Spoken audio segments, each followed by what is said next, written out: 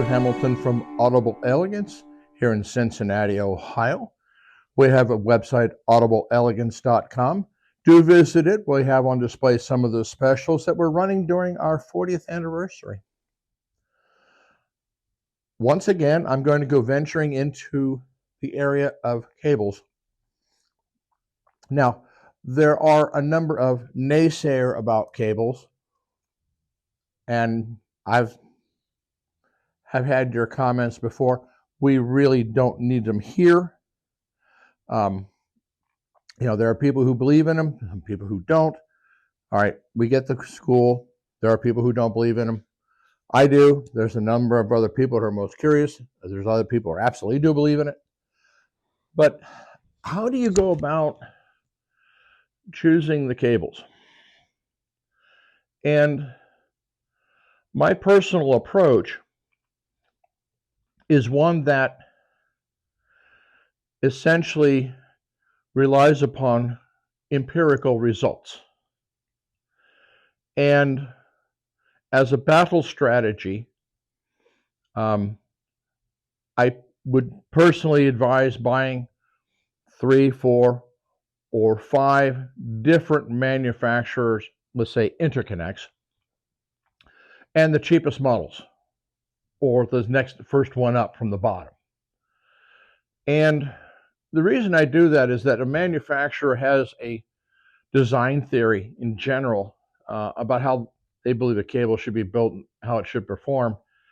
And from that point on, it is a vertical rise not only in the cost of the cables, but in the quality of the construction and perfecting what they're doing, their beliefs. The horizontal allows you to compare different approaches from different manufacturers. So we had a case today where somebody had a very old pair of Terra Labs cables that the termination broke off, and Terra Labs apparently wanted $150 to do each retermination on it. And I don't fault Terra Labs for what they wanted to charge to do it, because when I looked at the construction, it was brought to us for repair. It is a very difficult cable to work with in the design that they have. And I basically said no joy on it. We're not going to attempt to repair it because I've tangled with the type of braiding that they're using, and to say it's a pain in the ass is beyond belief. But this is an older cable, so I have no idea if they're still using it or not. But in this case, it was kind of like no joy. So the question became, what should he use as a replacement? And there were various opinions rendered amongst ourselves. He wasn't present, as to what we would suggest using. And then we used my method. And so we brought out a pair of AudioQuest cables, a pair of straight wire cables, a set of Riga cables, as well as a pair of WireWorld. We do not have inexpensive Cardus cables at hand. Cardus makes wonderful cables. And the combination was from a older name audio CD player into a Macintosh preamp. And the product we have sitting about that's most similar in terms of input loading characteristics from my experience was a Rotel integrated amplifier. And so knowing what Name Audio liked in the past, my recommendation expectation was the AudioQuest. But I wanted everybody to experience the trial. And so what we did is we connected each different brand of cable between the Name Audio CD player and the Rotel integrated. And there were vast musical differences between them almost instantly. I'm not going to name names, okay, how the bottom laid out. One was absolutely wretched. It was a nightmare. It was like putting music in a blender, and after you got finished with that, tossing it out in the street and letting a car run over it. 2 of them were amusical. muffled in a way that is the only way of describing it. And then one pair was clearly the answer in this combination. And that happened to be the AudioQuest. So if the customer wants a replacement for the Terra Labs cable that he was using, my recommendation now is, and everyone else here, is clearly use the AudioQuest, and then depending upon what quality results you want, then go vertical. Now, the reason I have this approach is that many, many years ago, we errantly believed that the quality of performance of any given cable was reflected in its price. And I'll give you two examples. At one time when Madrigal was essentially liquidating the old Mark Levinson inventory, we bought spools and spools of Mark Levinson's Interconnect. Ridiculously dirt cheap. I could make 1 meter cables for $25 or $30, and that's with ends on it all day long. And in our experimentation going as between different products, we could show that that particular cable in the right application would easily crush a cable from, let's say, MIT or transparent. Just crush it, and the transparent cables were $160 to $300. Now, that's not to say that the transparent cables are bad. The better way of saying it is that in that permutation of equipment, it was inappropriate. That in that case, the best value actually came out of the Mark Levinson interconnects. This is where I believe a lot of confusion goes on about cables, in that the association of price is somehow directly related to performance, and it's not. That's why I'm sure that some people have a very negative impression of the cables and their prices, because the results that they hear are no different or worse than cables that came in a box. Interestingly enough, years ago, the cables supplied by Philips with their CD players, in fact, turned out to be the best cable to use, and no aftermarket cable could outperform it. And that's just kind of the nature of playing with the cables themselves. So you first work horizontally and then go vertically. Now, we had another situation where at that time we sold California Audio Lab CD players. We were selling Grotel at that time, and we also sold Creek, the original materials. California Audio Lab CD players were absolutely an incredible value in their day, beyond belief. So if we connected a Cal player to the Rotel and we used transparent audio cables, or MIT, I can't remember which we sold, it sounded very muffled. High frequencies rolled, low frequencies were muffled as well, and it was amusical beyond belief. You just couldn't understand why anybody would buy the cable. It was garbage. In goes the AudioQuest. Voila, absolute music. So the assumption most people would make is, all right, I need to use AudioQuest cable when I'm using a Cal CD player. Well, let's introduce the Creek integrated amplifier, the 4140. And you take the Cal player, you put on the AudioQuest cable into the Creek, and my expression for it was like listening to music through Jello. Amusical, this rubbery sort of sound, if we wanted to use any audiophile expression. So like, okay, then we bring out the transparent. In goes the transparent. Voila, we've got music. It sings like we had between the Cal and the Rotel.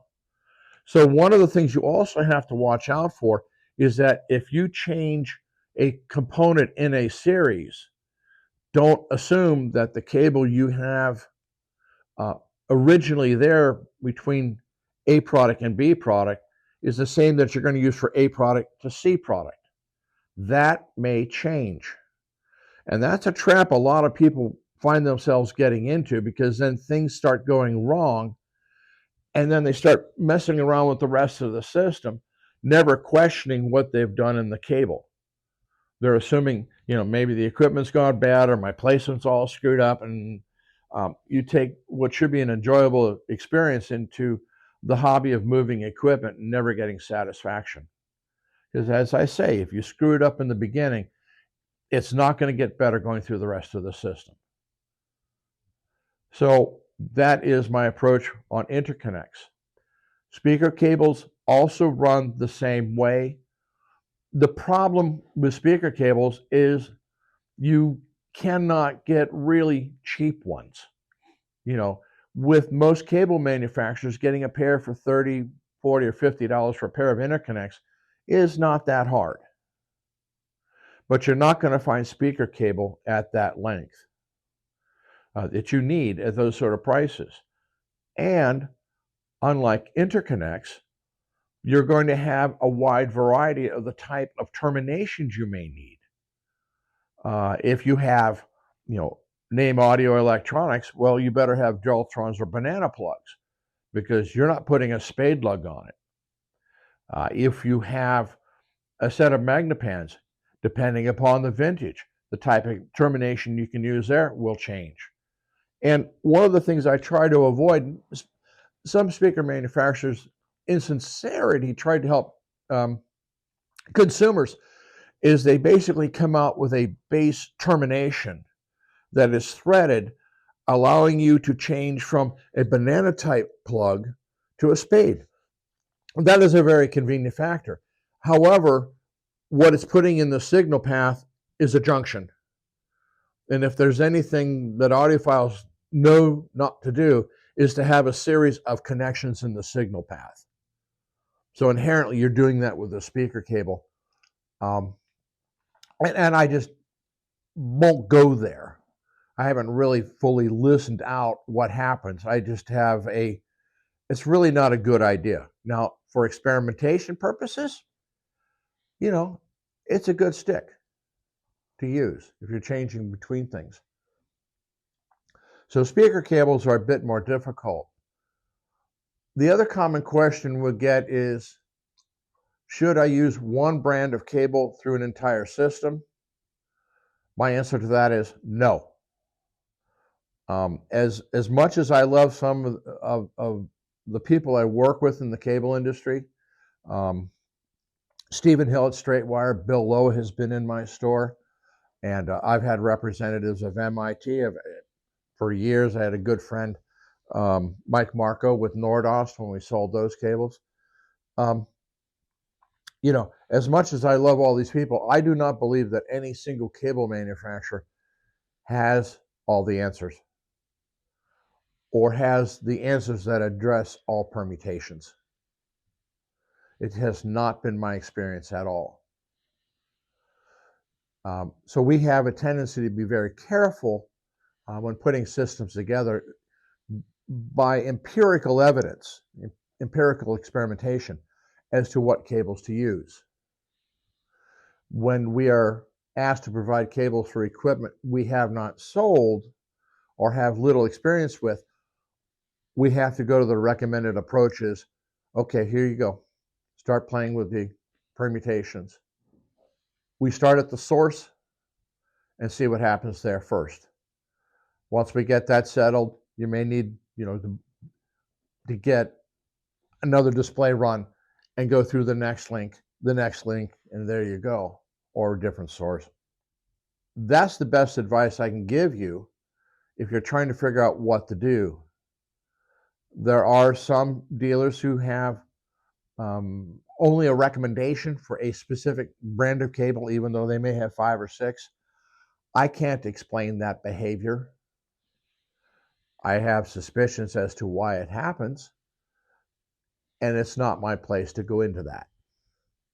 The type of cables you use, particularly in speaker cable, you have to be careful, particularly if you live in areas that are subject to radio frequency interference. And we have a number of what I would call hot spots here in Cincinnati, particularly if you get around the University of Cincinnati. There's a number of major towers in that hillside area, and then there's also a set across the valley that can raise hell as well. So open cable designs like a Nordost, where you have no shielding, or Name Audio, where you have a twin lead, or how should I say, even though they're twisted pairs, they're not twisted enough to form a shield, can act as antennas for RF. So while they may be your preference for sonic reasons, at least the starting design, they are your enemy, because you're going to wind up listening to all sorts of things you have no intention of listening to. If you can get that brand of cable with a competent shield design to it that works, glory hallelujah. But if you're in an area with a lot of RF, it's a challenge. I've had to deal with calls from New York City. There's another area that is just RF hell beyond belief. RF is a funny animal, because we couldn't solve the problem with cables, but we solved the problem with moving the system 10 feet. That wasn't a brilliant, educated thought on my part. It was a lucky guess that for whatever reason in that spot and the way that the cables were oriented, it acted as the perfect antenna. So RF is something you have to consider, particularly in the speaker cables. I have really not encountered any audio interconnect that has been an antenna or a problem for radio frequency interference. So open your mind to opportunities to experiment. As I said, go horizontally, then vertically. I think you'll find the process then makes more sense.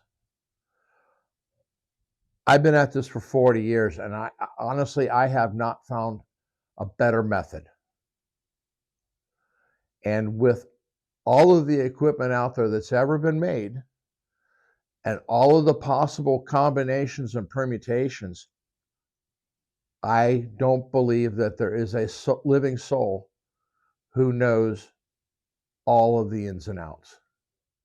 Again, trust your sense of listening to the music, as I call it, the good band versus the wedding reception band. You'll hear it very quickly. Your comparisons should be done with about a minute and a half worth of music, and then make the change. The reason being is that if you go too long, you have a hard time remembering the musical differences between your changes.